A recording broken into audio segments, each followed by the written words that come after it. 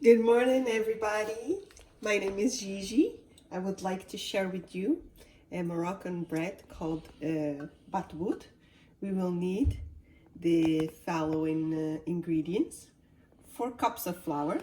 The first one is all white, all-purpose flour, 1 cup, and then 3 cups of what we call fino, extra fancy flour. It's a little bit yellow.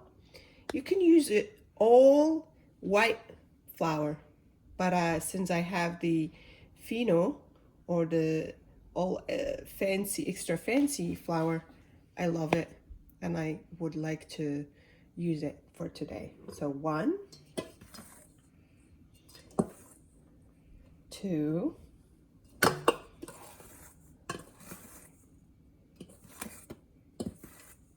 and 3. We will need for this recipe a tablespoon of, and let's see here, a half teaspoon of salt. That's it. And we will need 2 cups of water or 1.5 cups. Depends on how much we want to add in this 4 cups of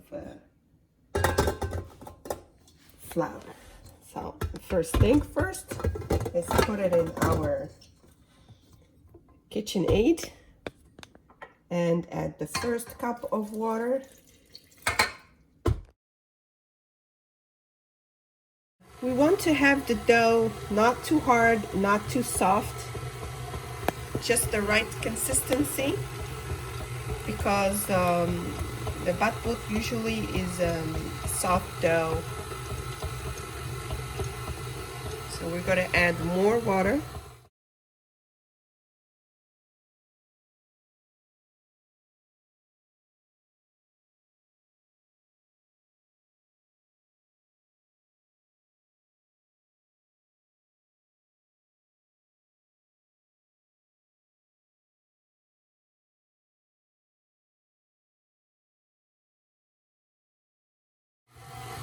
It looks like we used a little less than 2 cups of water. You can see that my dough is getting together. We can increase the speed of the KitchenAid.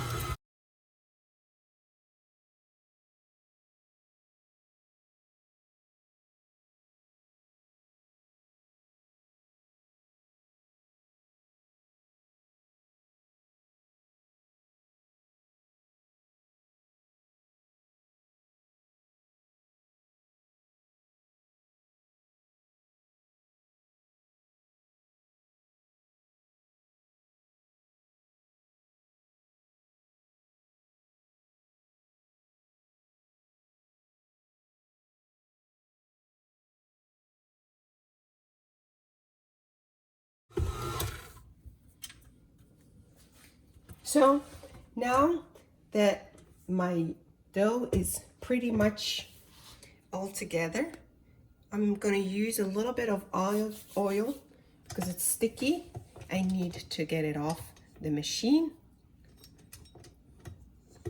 and put it in my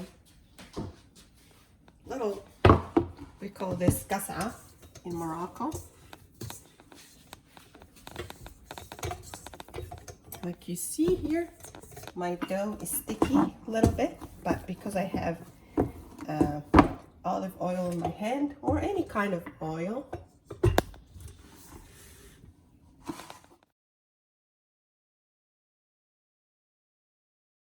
so my dough is soft, a little sticky. Now I'm gonna try to make some balls. We will need a little bit of flour to do that. So we're gonna make our little bread. It's a little similar to pita bread, but it's not quite pita bread.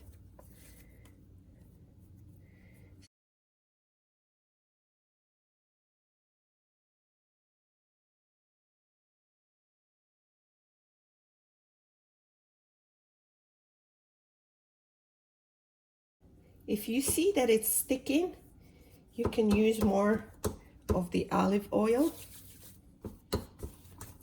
so it's not sticking to your hands.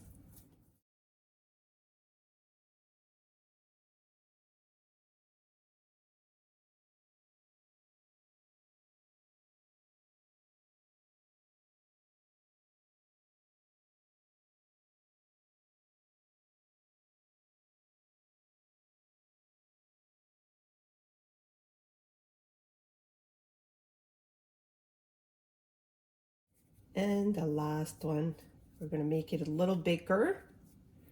You can make as the size of it. It's not restricted to anything. You can make it big, you can make it small, you can make it big, and so you can share it with others. So I'm using this little thing called gasa in Morocco. You can do it on your countertop.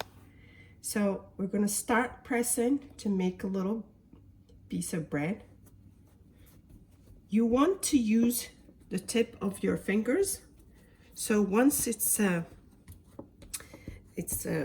ready to bake on the stove, so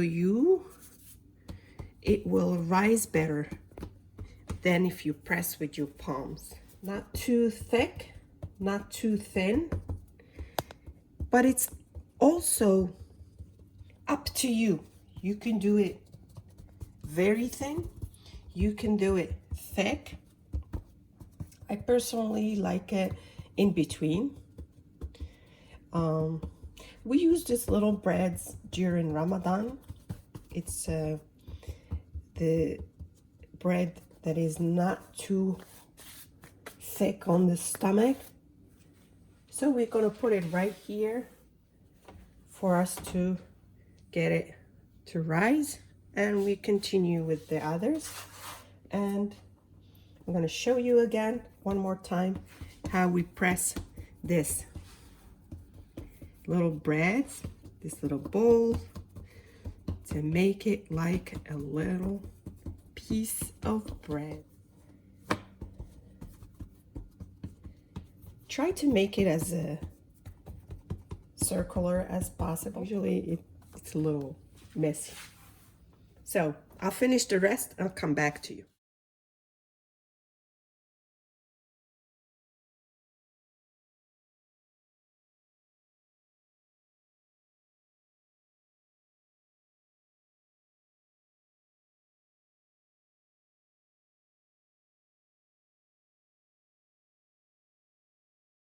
So what's gonna happen next is we're gonna let it rise for 15 minutes. We're gonna cover it with the big cloth and make 15 minutes to wait. I personally use this heavy cloth to cover it. Let it sit for 15 minutes and I'll meet you in 15. Now, after 15 minutes is over, we are going to start to cook our bread. I like to start with the ones that are on the bottom because they were better warm, I believe. And then we wait just, let's say 20 seconds or so. Temperature is between the high and the medium. Then we wanted to turn it. If you see the little bubbles over here, we want to try to turn it over. We wait for the magic to happen. And by the magic, I mean it's gonna get expanded right here. Started already.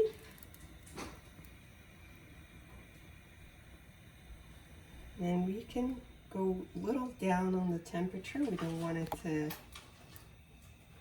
be too high so we don't burn it. We can always flip it over to the other side so it's cooked evenly. Turn it back, and at this time you can turn our second burner on, because we know now that our bread is fully raised. And you can move it like this, turn it back on, and cook the sides if you see that they're so white. And we put a piece of paper towel because it's too hot. We don't want it to be melting or to be sweaty. And we continue.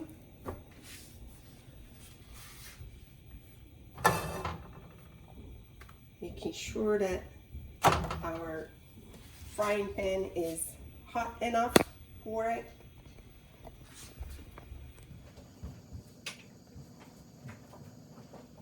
Again, let's see these little bubbles here.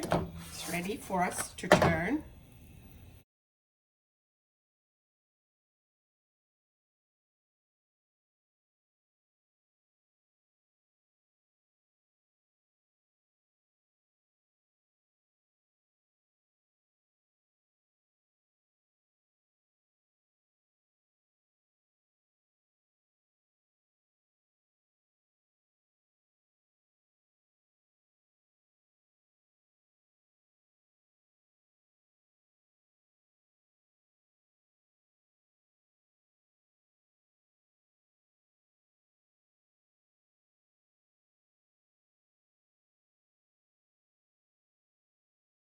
I want to show you the inside of it. Ooh, so hot. Ooh. This is what it's supposed to look like inside.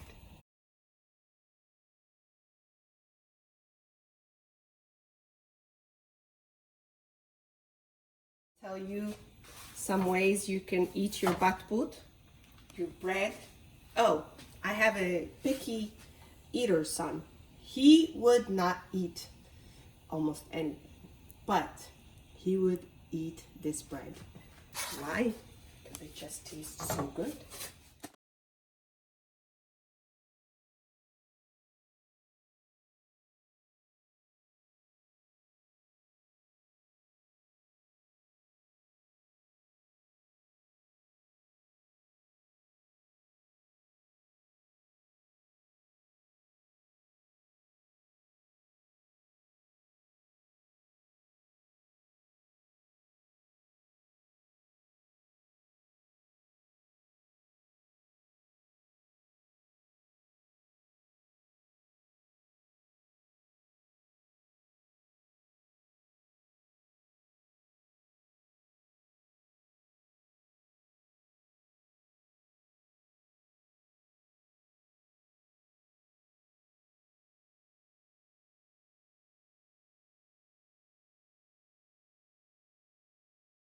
Now our batboot is ready. If you want to know how many piece of bread 4 cups of flour made, we could say here we have 4, 8, 11 pieces. They're different in sizes. Like this one is a pretty small for your little one. This one is pretty big, and we can eat it just like this, or we can add honey to it. If you're up to eat the whole thing, you would put this together, or you just eat it like this, half of the sandwich. You can also use Nutella and make yourself a Nutella sandwich with batboot. Pretty easy recipe, 100% successful. Okay, thank you for watching. Bon appétit.